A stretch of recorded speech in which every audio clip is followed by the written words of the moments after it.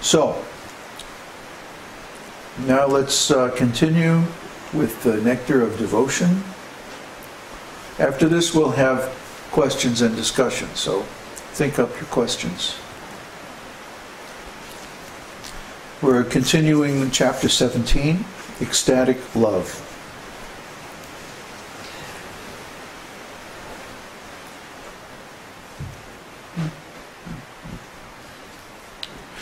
Sometimes, however, it is found that without undergoing any devotional process, all of a sudden one develops devotion for Lord Krishna. This sudden development of the devotional attitude in a person must be understood as a special mercy of Krishna or of his devotee. This apparently accidental development of ecstatic feelings through the causeless mercy of Krishna can be divided into three groups: simply by speaking, simply by glancing, and simply by good wishes.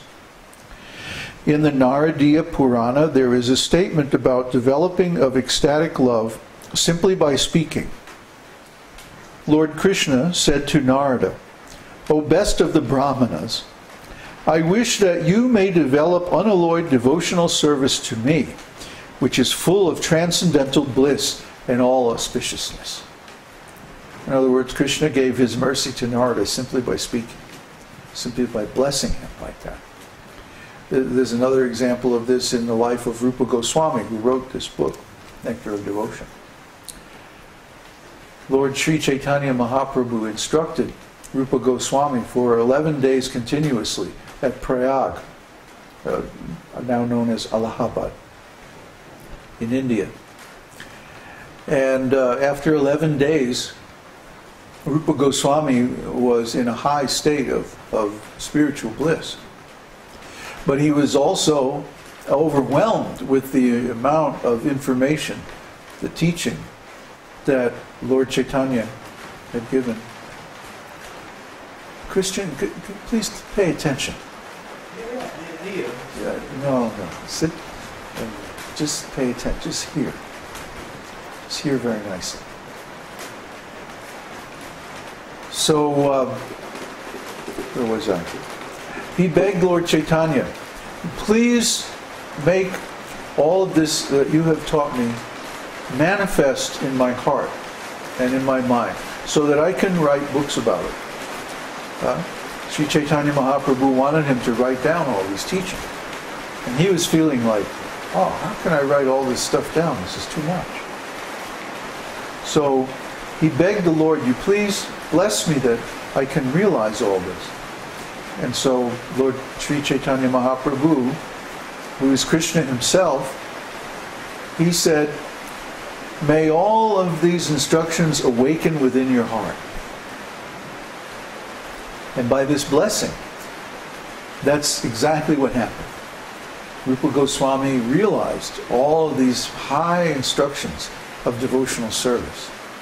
And he became fully self-realized and also able to describe all these things in a systematic way.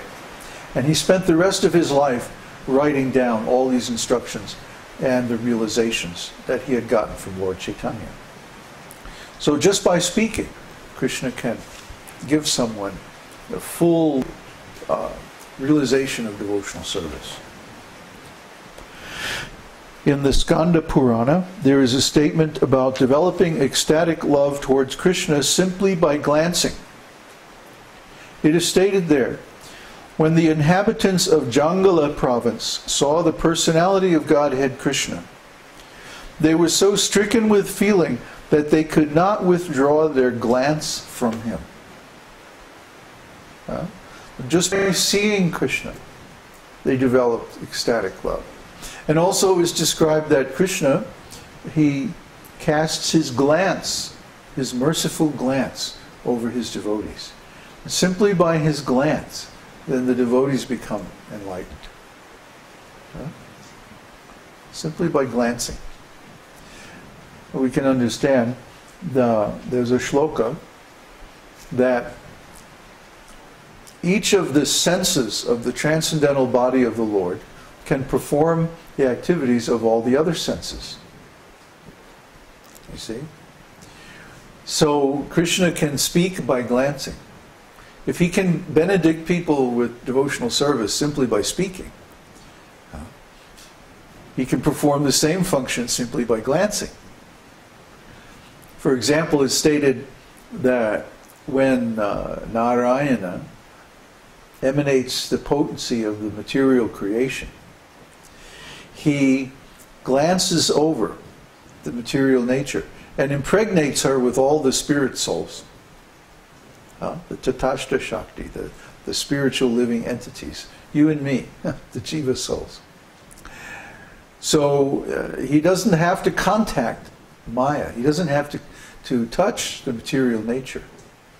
He can impregnate her simply by glancing from far away. You see? So the Lord, he can give mercy by touching, by glancing, by speaking, or even indirectly through his devotees, through his scriptures. You see? He is so potent that in any way that you come in contact with him, you can receive his mercy. This is so important.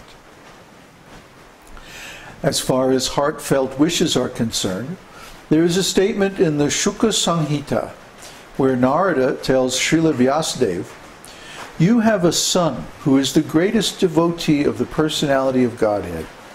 And I can observe that without any following of the regulative principles of devotional service, he is already enriched with many of the symptoms achieved by the execution of devotional service after many, many births." As for ecstatic love of Krishna, there is a statement in the 7th canto, 4th chapter, verse 36 of Śrīmad-Bhāgavatam, in which Narada addresses King Yudhishthira, "My dear king, it is very difficult to describe the character of Prahlad. He developed a natural attraction for Krishna, and whatever I can explain about his character will simply be an arrangement of words. His actual character is impossible to describe."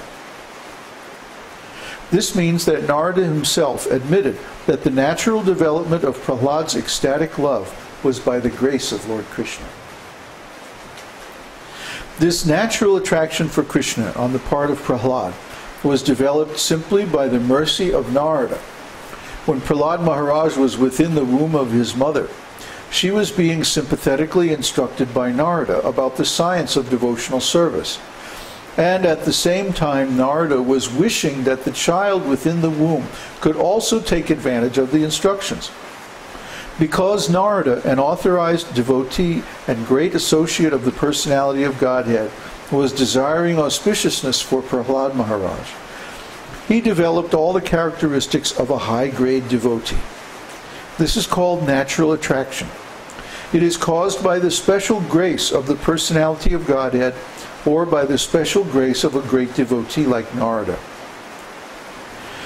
There is a statement in the Skanda Purana wherein Parvati Muni tells Narada, "My dear Narada, of all saintly persons, you are so great and glorious that simply by your good wishes, a low-born hunter has also become a great elevated devotee of Lord Krishna." This ecstatic love for Krishna can be divided into 5 divisions, which will be described by Sri Rupa Goswami later on. You know that story? Parvati Muni? There was a hunter named Mrigari. Mrigari the hunter. And Mrigari was such a nasty hunter that he wouldn't kill the animals. He would only wound them and then watch as they, struggle and flap around on the ground and laugh. He was so degraded, so awful. So Mrigari was approached by Narada. And Narada said to him, you shouldn't do this. This is very nasty, very horrible, and it's going to lead to suffering later on. And Mrigari said, well, how is that possible? And Narada started to explain the law of karma and all that. And Mrigari said, oh, I don't believe all that. That's impossible. That can't be true. So Narada gave him a vision showing what would happen to him after his death. That he would go into the court of Yamaraj, and all the animals that he killed or half killed would be there, and they would all testify against him, and they would all jump on him and like begin biting his flesh and stuff like this. And so he was so shocked by this. Mrigari said, oh, I'll do anything.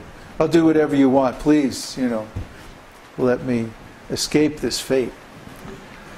So, of course, Narada told him, just chant the holy name. Just chant the holy name. Somehow he engaged him in chanting the holy name.